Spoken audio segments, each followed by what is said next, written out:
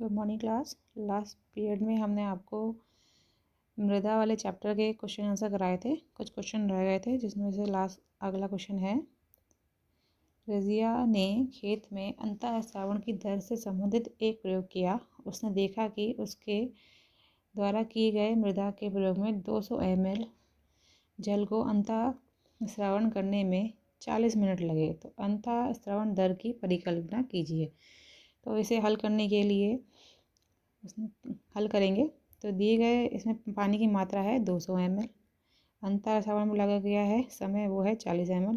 तो अंतः श्रावण दर का जो फॉर्मूला होता है वो होता है पानी की मात्रा बटे अंतः श्रावण दर का समय। तो हम 200 को 40 से भाग दे देंगे तो आंसर आएगा 5 ml। ठीक है, अगला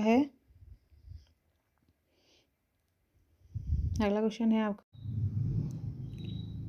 अगला क्वेश्चन है, समझाइए कि मृदा प्रदूषण और मृदा अपरदन को किस प्रकार से रोका जा सकता है। तो पहले हमें पता करना चाहिए कि मृदा प्रदूषण क्या होता है। जो भूमि की ऊपरी परत होती है या जिसमें पेड़ पौधे उगाया जाता है मृदा कहा जाता है, और उसमें जब प्रदूषण हो जाता है वह कम उर्वरक हो जाती है, कीटनाशकों की मात्रा ज़्यादा हो जाती है, तो उसको मृदा प्रदूषण कहा जाता है।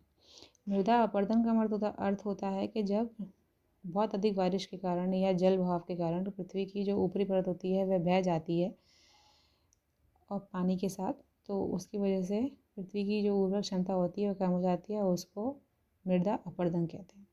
तो इन दोनों को रोकने के लिए क्या करना चाहिए, ये इस क्वेश्चन में पूछा गया। तो पहला है मृदा प्रदूषण की रोकथाम।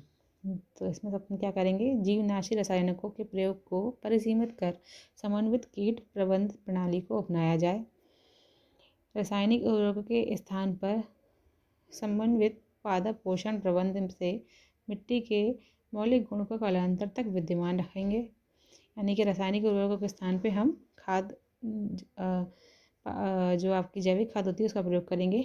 लवणता की अधिकता वाली मिट्टी के सुधार के लिए वैज्ञानिक सुझाव जैसे जिप्सम, पाइराइट्स आदि का प्रयोग करेंगे। कृषि खेतों में जल जमाव को दूर करने के लिए जल निकास की व्यवस्था करेंगे।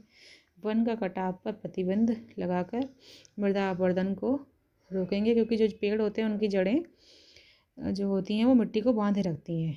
झूमी कृषि पर प्रतिबंध के द्वारा भूक्षरण की समस्या को कम किया जा सकता है। अगला है मृदा अपरदन की रोकथाम।